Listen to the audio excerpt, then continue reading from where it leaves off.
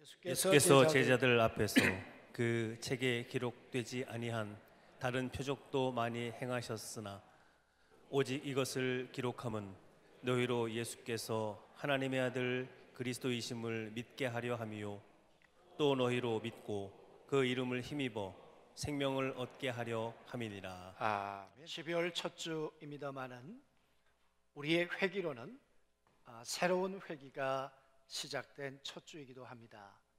저희가 11월에 시작해서 11월로 마감을 했죠. 그러나 이제 내년부터는 13개월로 하고 그 다음 해부터는 12월, 그러니까 1월로 시작해서 12월로 그렇게 이제 회기를 맞추려고 합니다. 그런 의미에서 오늘은 우리가 2021년 한 달 남았습니다만은 첫 시작이기도 하고 또 선교 주일이기도 하고 옥합 헌금을 개봉하는 주일이기도 합니다. 오늘 첫 예배를 드리면서 그동안 감동이라는 큰 주제를 가지고 1년을 우리가 함께 살아왔습니다.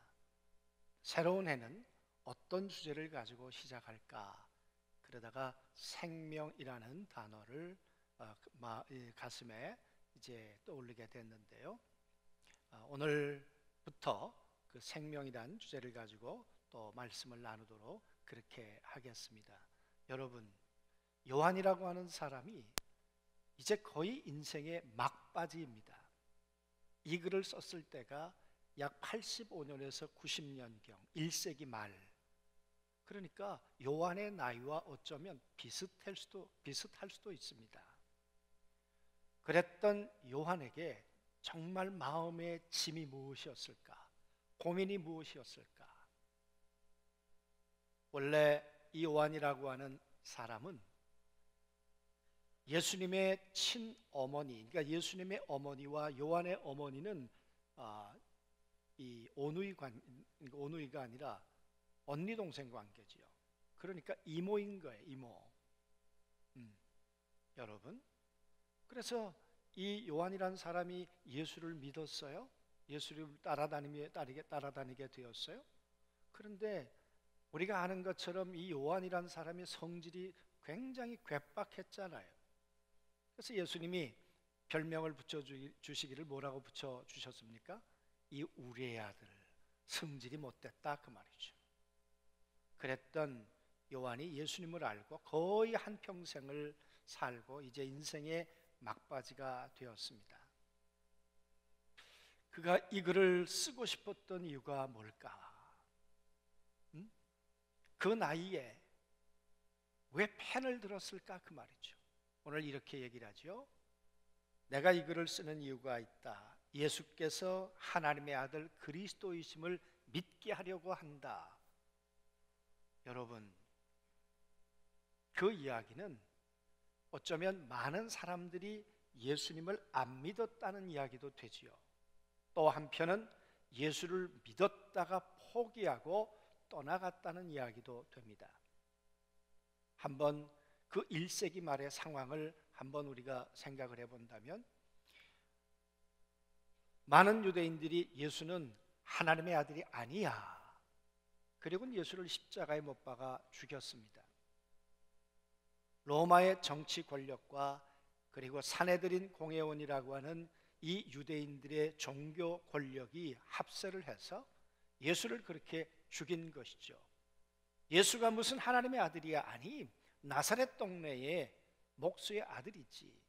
예수가 그리스도라고 천만에.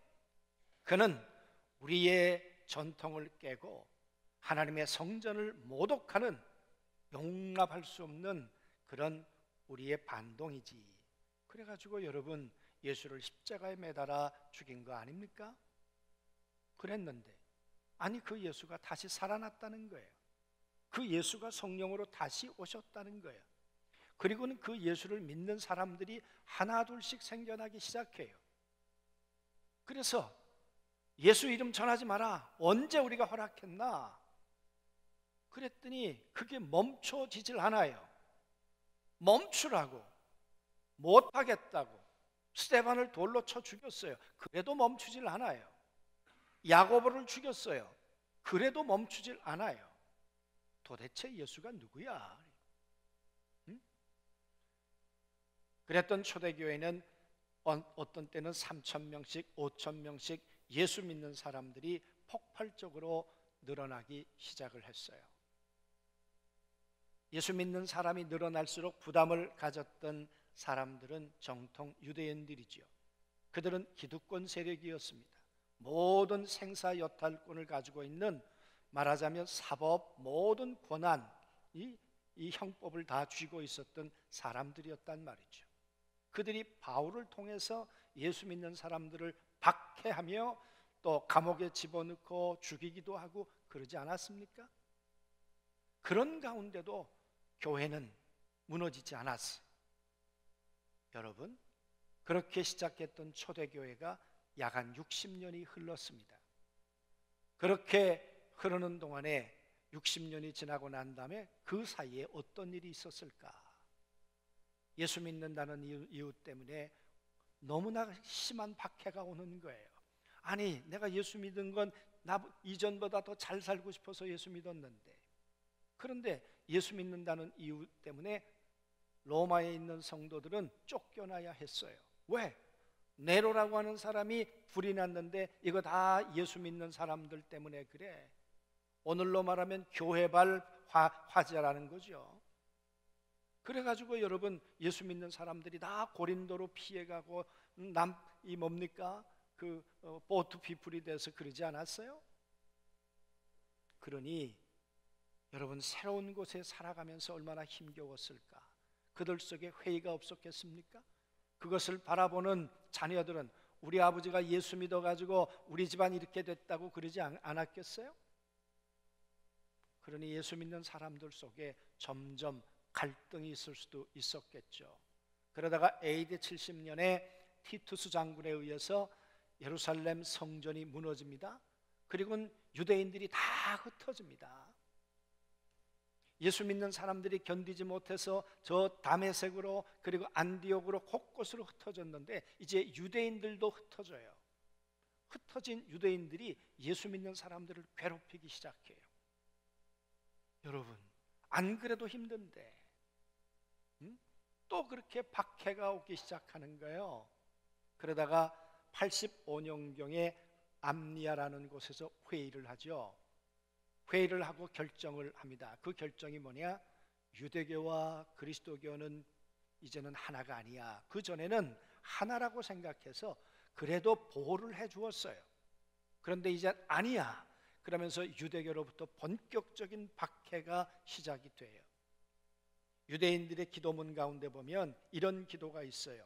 야훼시여, 예수 그리스도와 그 도당들에게 저주를 내리소서. 그게 유대인의 기도 가운데 하나였단 말이에요. 그러니 동족으로부터 받는 고통, 얼마나 그것이 더 큰 고통이었겠어요. 그것도 견디기 어려운데 도미시안이라는 황제가 들었으면서 이제 내가 황제야, 나를 섬겨야 돼. 그래서 황제를 섬기지 않는 사람들을 박해하기 시작해요. 돌아와라, 잘못했다고 그러고 돌아와라. 그러면 살려주겠다, 그 말이에요. 만약에 하지 않으면 사자굴에 들어가야 돼. 만약에 회개하지 않으면 모든 걸 잃어야 돼. 그게 여러분 예수 믿는 초대교회 성도들의 모습이었어요. 돌아오라니까. 그래서 얼마나 많은 사람들이 예수 믿는 걸 포기하고 돌아갔는지 몰라요. 그 당시에 글에 보면 어떤 글이 있는가 하면 돌아가는 사람들이 이렇게 반성문을 썼어요.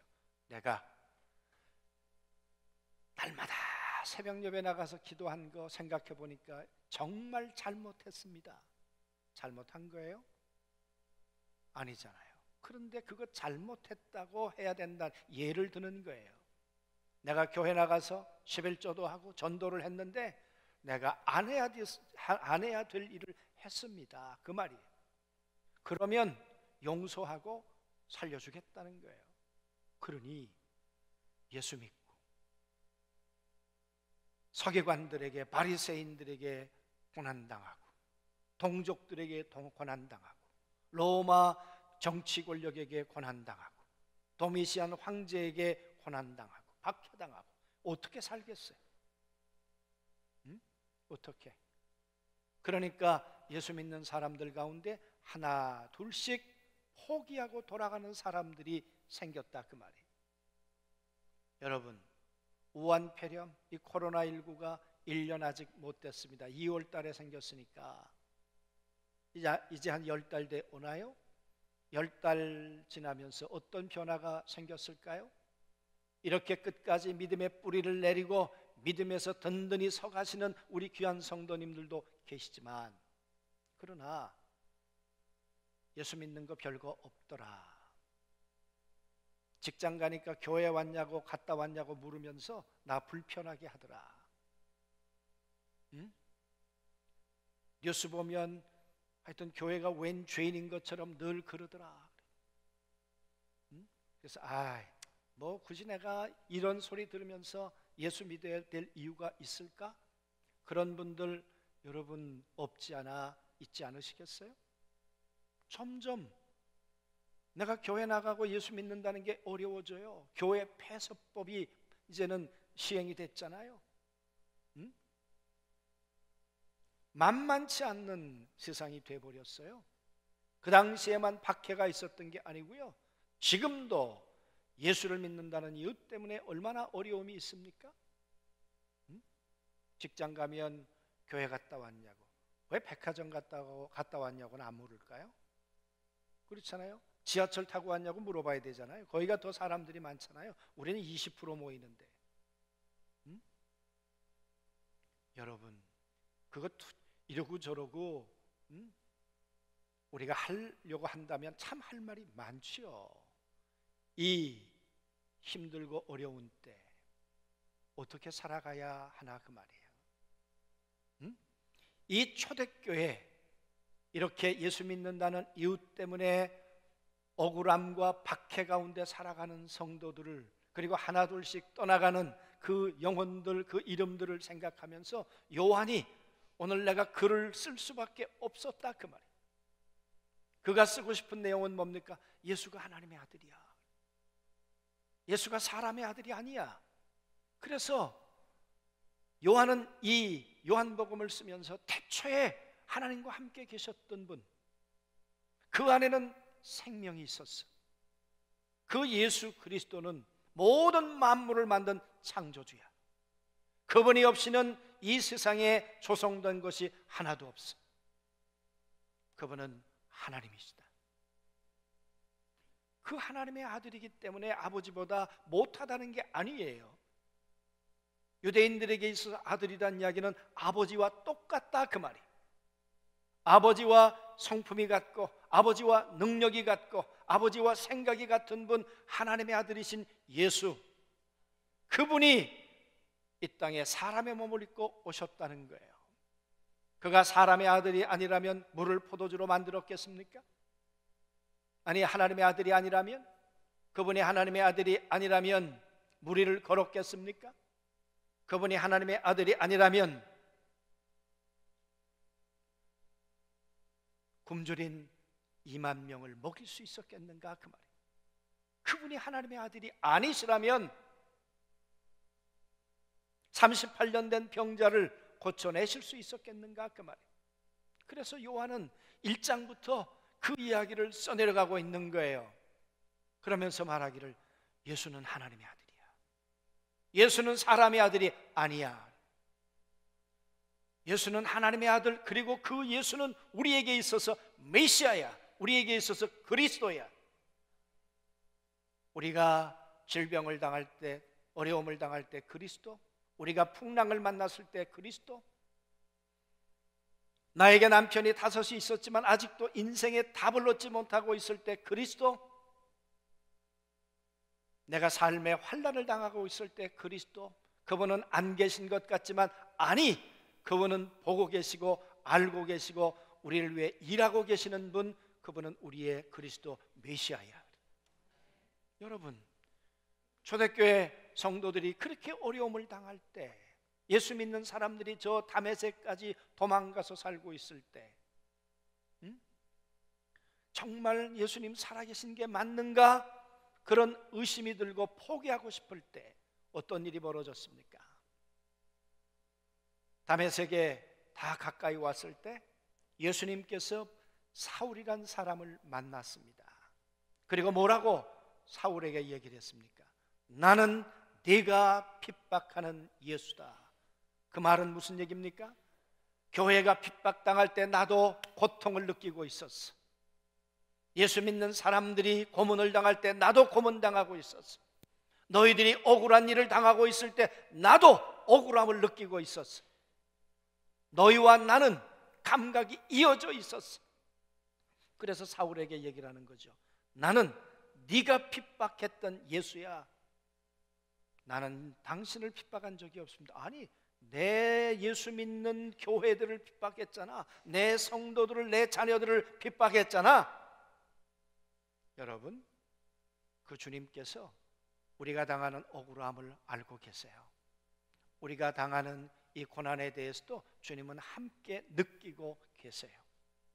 그리고 그 주님은 더 좋은 길을, 우리보다 더 좋은 길을 알고 계시고 우리를 반드시 인도해 주실 줄로 믿습니다. 그래서 오늘 요한은 말하는 거예요. 예수는 하나님의 아들 그리스도야. 그 예수를 믿어 우리는 생명을 얻는 거야.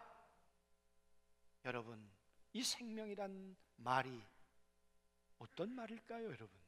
어떤 의미에서 이 말을 한 것일까요? 요한복음 3장에 예수님이 니고데모 이야기를 하십니다. 종교생활 열심히 했던 사람 너희들 알고 있지 않나, 그 말이에요. 그 사람은 바리새인이에요. 바리새인은 예수 믿는 사람들 가운데 특심한 사람들이에요. 성경을 읽어 내려가다가 예수님과 바리새인들이 갈등이 있어서 우리들에게는 바리새인을 좀 나쁘게 생각하지만 유대인들의 입장에서는 존경하는 사람들이에요.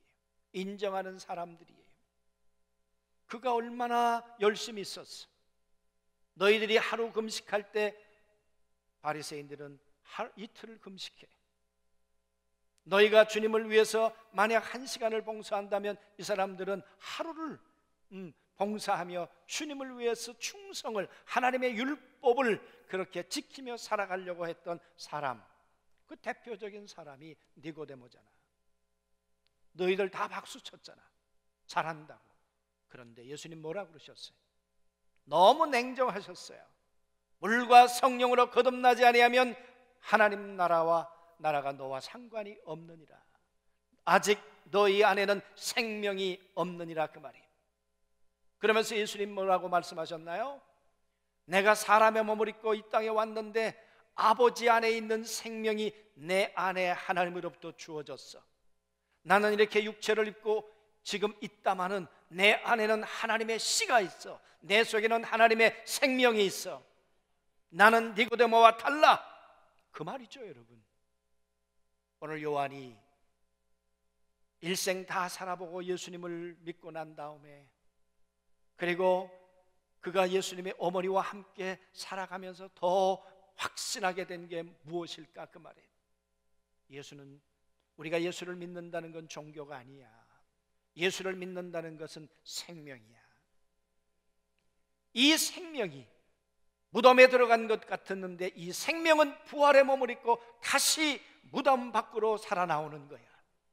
이 생명력이 고난도 이겨내는 거야. 이 생명력이 우리가 당하는 이 억울함도 이겨내는 거야. 너희 안에 생명이 있다는 거 놀라운 일인데, 안에 그 생명이 힘이 될 거야, 권능이 될 거야, 지혜가 될 거야. 할렐루야, 아멘. 여러분, 우리의 삶 속에 다가오는 무수히 많은 우리의 한계들, 우리의 삶의 위협들 어떻게 이겨낼 거예요? 뭘로 이겨낼 거예요? 뭘로? 내 안에 그리스도가 계세요.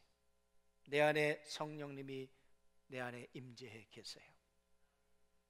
아버지 안에 예수 그리스도가 계시다는 말은 그냥 함께 공간 속에 있다는 말이 아니라 예수 그리스도가 하나님을, 아버지를 향해서 끊임없이 달려가고 있다는 거예요. 그랬던 것처럼 내 안에 계신 예수 그리스도를 향해서 우리는 기도로 다가가고 믿음으로 다가가고, 그래서 그리스도와 함께 동행하고 함께 살아가게 될 때 고난도 이기고 역경도 이기고 반드시 그 생명력으로 열매를 맺는 날이 오게 될 줄로 믿습니다.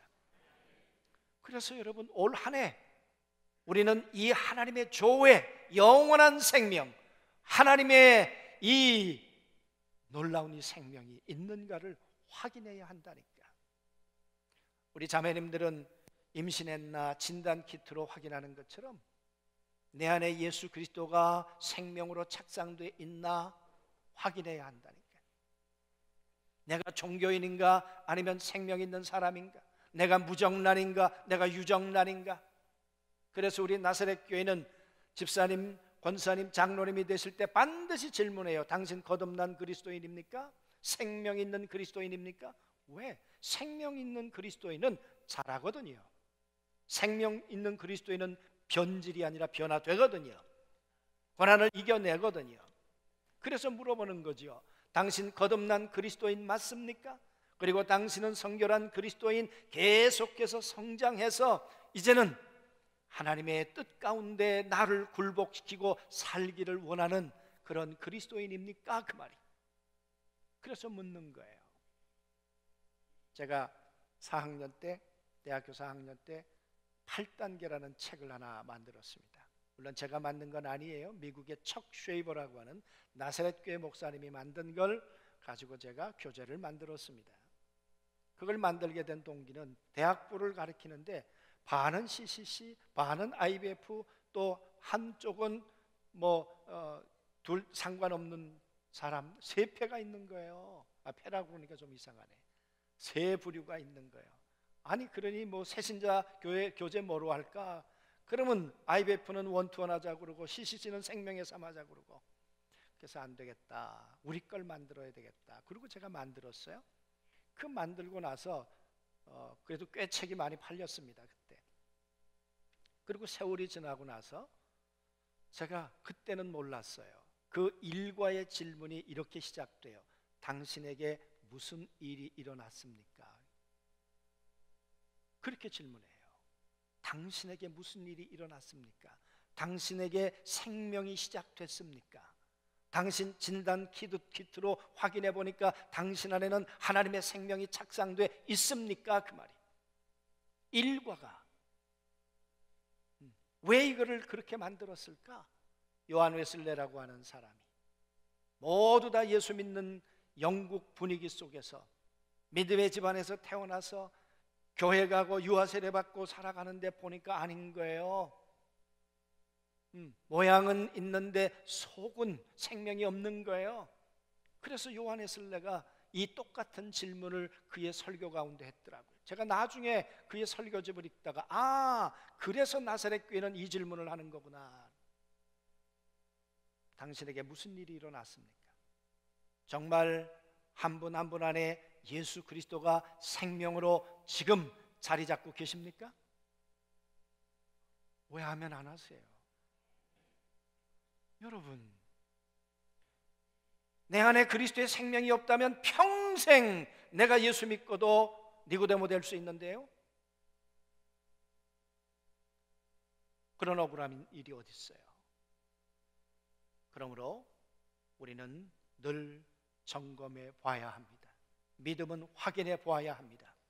돌아보아야 합니다. 그래서 여러분, 요즘에 돌아보며라는 걸 만들어서 매일 유튜브에 올려드리고 있다고 말씀을 드렸어요. 그걸 읽어 내려가다 보면, 확인하다 보면 정말 계속 질문합니다. 거듭난 그리스도인 맞습니까? 생명이 자라고 있습니까?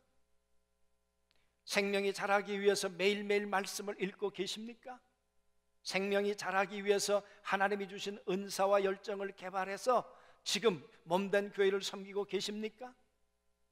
하나님의 생명이 있는 자로서 창조주 하나님을 위해서 바른 예배를 드리고 있습니까? 계속 돌아보아야 돼. 계속 확인해야 돼. 사랑하는 성도 여러분, 바쁘고 힘들지만 하루가 끝나는 시간 아니면 아침 시간에 유튜브를 켜시고 그리고 정말 나의 모습을 돌아보는 그런 우리 모든 성도들이 되었으면 좋겠습니다. 그래서 일주일 단위로 돌아가다 보면 내 안에 생명이 있는가 없는가, 지금 생명이 자라기 위해서 나는 무엇을 하고 있는가, 게으른가 나태한가를 계속 돌아보며 이렇게 살아서는 안 되겠구나, 이렇게 살아야 되겠구나. 그러지 않으면 우리는 겉모양의, 우리는 예수 믿는 모습은 가지고 있지만 우리의 속은 자라지 않을 수 있다, 그 말이에요. 생명은 자라가는 것입니다. 생명은 땅속에서 뚫고 나오는 것입니다. 싹이 되고 그리고 자라나 줄기가 되고 열매가 되는 것입니다. 올 한 해 정말 하나님의 이 생명의 능력으로 살아나서 고난도 이기고 이 고통의 땅도 뚫고 나와서 복된 열매를 맺는 우리 모든 안중교회 성도들 다 되실 수 있게 되길 주의 이름으로 소원합니다.